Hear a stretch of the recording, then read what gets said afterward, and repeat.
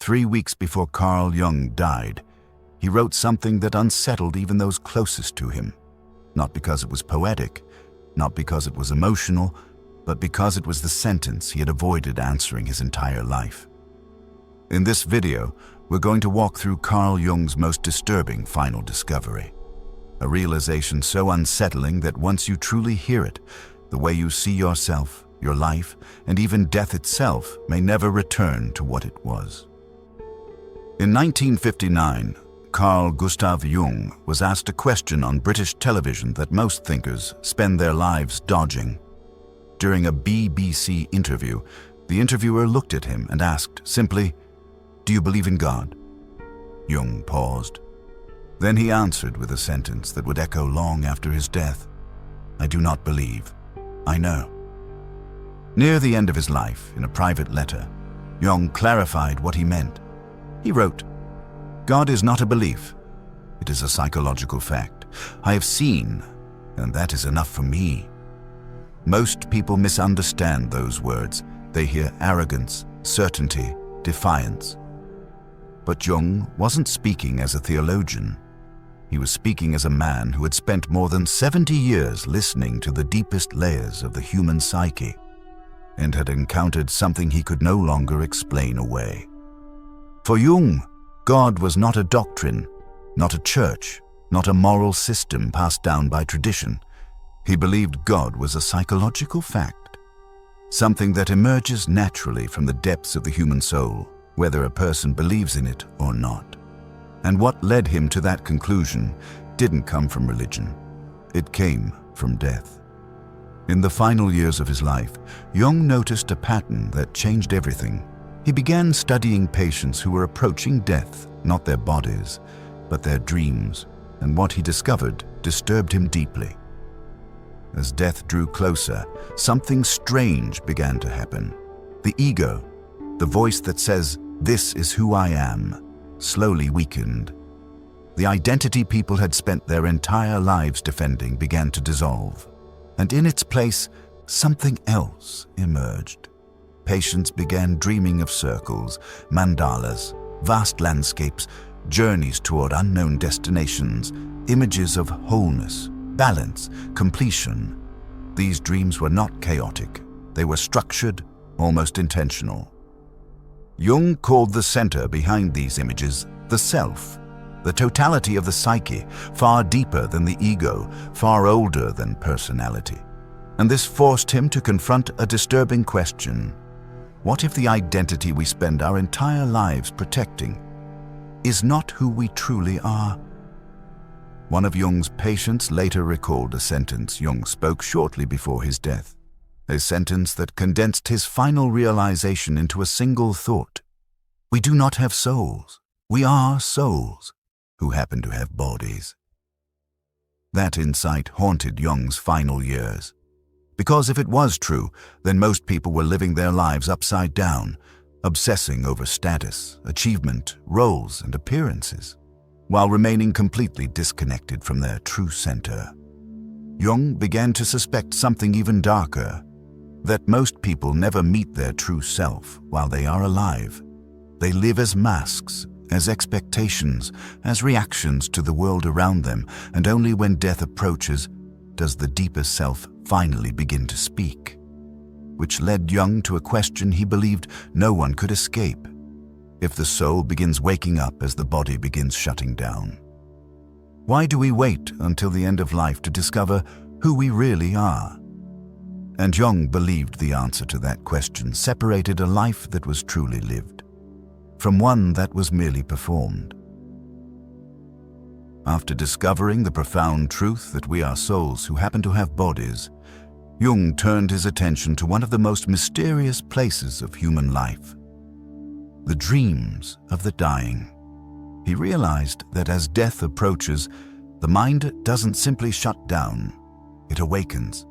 It begins a preparation for something greater. What fascinated Jung was not the fear of death, nor the body's final decline.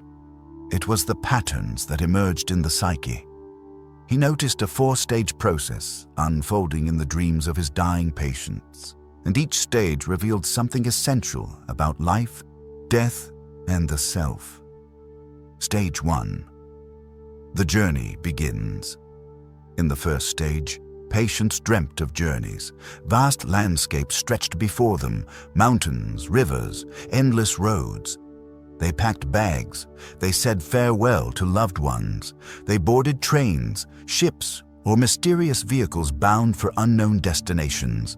There was no panic in these dreams, no chaos, only a quiet, inevitable anticipation. To Jung, these journeys were symbolic. The soul was preparing itself. The mind was transitioning from the familiar world of the living to a realm beyond the physical, a place of ultimate integration. It was the psyche's way of signaling something greater is coming, and you must move toward it. Stage 2. The guides appear. In the second stage, archetypal figures began to appear. Wise old men, women of infinite calm, guardians, spiritual guides. Sometimes they were strangers, sometimes they were figures from the patient's own life, but always they carried a sense of authority and comfort. These guides were more than hallucinations. They were symbols of collective human wisdom, the accumulated knowledge of everyone who had faced death before. They spoke without words, teaching without instruction, revealing without forcing. They reminded the dying mind that meaning exists even at the edge of mortality. Stage 3. Luminous transformation. The third stage introduced light, not the weak light of the bedroom, nor the soft glow of morning. These were celestial landscapes, brilliant, transcendent, and awe-inspiring. Patients described floating in spaces suffused with luminous energy. Some encountered beings that were impossible to name, radiant, profound, and peaceful. Jung saw in these dreams the mind's first glimpse of a higher reality, a preview of existence beyond fear, beyond limitation. The ego faded further. What remained was awe, wonder, and a sense of ultimate freedom. Stage 4. Unity and wholeness. The final stage was the most striking. Mandalas, circles, archetypal symbols of completion, dreams of integration and reconciliation. Opposites fused, life and death, light and shadow, joy and sorrow. The soul seemed to return to its original source, a primordial unity that transcended individuality, yet contained it. And Jung realized something extraordinary. These stages were not exclusive to death. The awakening, not just dying. He discovered that anyone who delved deeply into their unconscious could experience the same stages, the same archetypal figures, the same journeys, the same luminous visions. Death, in Jung's eyes, was not merely an ending. It was a metaphor for awakening. A preview of what individuation could bring while still alive. This discovery terrified him. In the last months of his life, Carl Jung said something that defied everything most people assume about reality. The brain is produced by consciousness, not consciousness by the brain. It's a statement that shocks the mind. Most of us have been taught the opposite, that the brain creates thoughts, that consciousness is just a byproduct of neurons firing. But Jung had spent decades observing phenomena that didn't fit into materialistic explanations, dreams that seemed to predict events, archetypal visions that transcended culture, language, and time. Moments when people seemed to touch something eternal within themselves. To him, consciousness was primary. The brain, the body, the material world, all of it was secondary. Tools, instruments, vessels through which the self could manifest. This was not theoretical. It was alive in the dying, in the dreaming, in the moments when people confronted their deepest fears and their highest truths. Jung wrote in his private journals, "What we call birth is actually forgetting, and what we call death is remembering." Think about that. Birth is the soul's temporary amnesia, a plunge into the world of forgetting. Death is the soul's return, a remembering of what it always was. The implications are terrifying and exhilarating at once. Life is not what we think. The physical body is not the master of the self. Death is not an end, but a reunion with reality we already belong to. And yet most people never experience this while alive. They are trapped in the mundane, chasing status, chasing pleasure, clinging to identity, oblivious to the awakening that waits inside. Jung saw the evidence every day in the dreams of the dying, the fading ego, the archetypal figures, the luminous visions, the symbols of wholeness. These were not anomalies. They were blueprints of the self-awakening, proof that consciousness exists independent of matter. The cruel irony, Jung realized, was that anyone could follow this path while alive, but most never dare. The soul's awakening requires courage. It requires introspection. It requires facing the shadow in the parts of ourselves we have been running from for a lifetime. For Jung, this wasn't a philosophical suggestion. It was urgent. It was the difference between a life merely performed and a life truly lived. Because the moment the ego fades and the self awakens, whether in dreams, meditation, or near death, reality itself begins to shift. You no longer see the world the same way. You no longer see yourself the same way. And that, Jung believed, is the point of life's true work. To awaken before it's too late. Jung's observations turned from dreams and consciousness to something far more immediate. A warning to anyone still alive. He had discovered that the deepest tragedy is not death itself. It is living your entire life as someone you are not. Every achievement, every role, every mask we wear for the world, all of it is meaningless if the self remains unseen. Jung described the self as hidden, waiting, and unmistakable. But it does not announce itself politely. It calls in ways that are often disturbing, uncomfortable, even frightening. He identified 5 unmistakable signs that the self is reaching out. A pervasive feeling of disconnect. Life feels hollow. Success and pleasure fail to satisfy. Something fundamental is missing. Intense symbolic dreams. Dreams that refuse to be ignored, carrying messages that seem larger than life itself. A sudden craving for solitude. A need to withdraw from the noise of the world to face the mind's deeper truths. Questioning everything, beliefs, values, relationships, all are suddenly up for inspection. Nothing feels certain anymore. An unnameable pull, a persistent inner voice urging you to go deeper, to stop running, to awaken to a self you've long ignored. These signs, Jung warned, are not symptoms of weakness or illness. They are invitations, urgent invitations to awaken before it is too late. And then there is the shadow. The shadow is not a villain. It is not a force to be destroyed.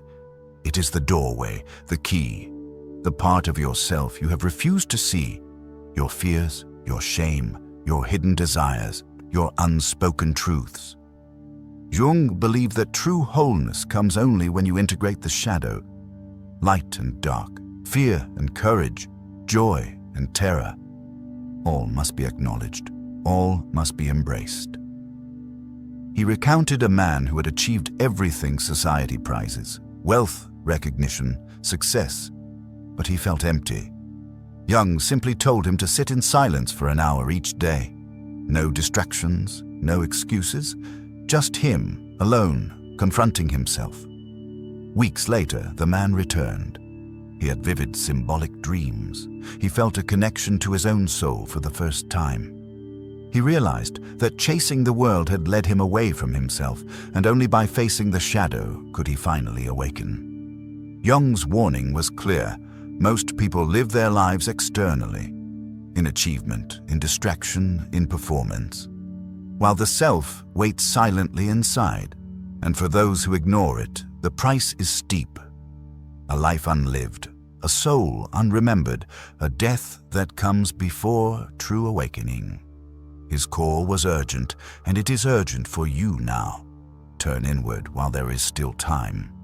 Face the shadow, integrate the unconscious, meet the self, because the self will not wait forever.